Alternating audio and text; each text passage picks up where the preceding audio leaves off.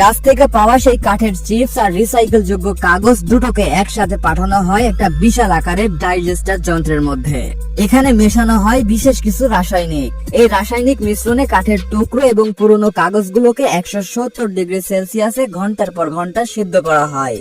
সিদ্ধ হতে হতে কাঠ এবং কাগজের ভেতরের রাসায়নিক গঠন ভেঙে যেতে শুরু করে, ফলে কাঠের শক্ত উপাদানগুলো নিচে জমা হয়ে যায় আর উপরে ভেসে ওঠে সেলুলোজ ফাইবার।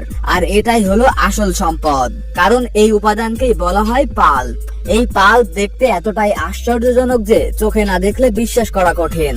এটি একেবারে দুধের মতো সাদা, ফেনা বা গেজার মতো নরম, আর কাছ থেকে দেখলে মনে হয় পানিতে তোলা ভিজিয়ে রাখা হয়েছে। হাজারো রাসায়নিক ধাপ আর যান্ত্রিক প্রক্রিয়া শেষে তৈরি হওয়া এই পাল্প এখন রূপ নেবে নরম সাদা মসৃণ টিস্যুতে।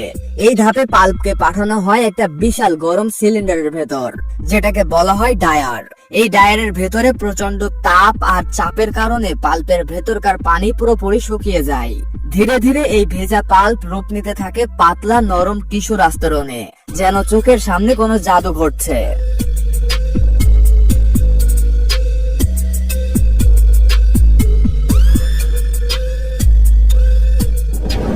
একদিকে ভিজে ফেনার মতো পাল্প ঢুকছে আর অন্যদিকে বেরিয়ে আসছে লম্বা লম্বা পাতলা শীট।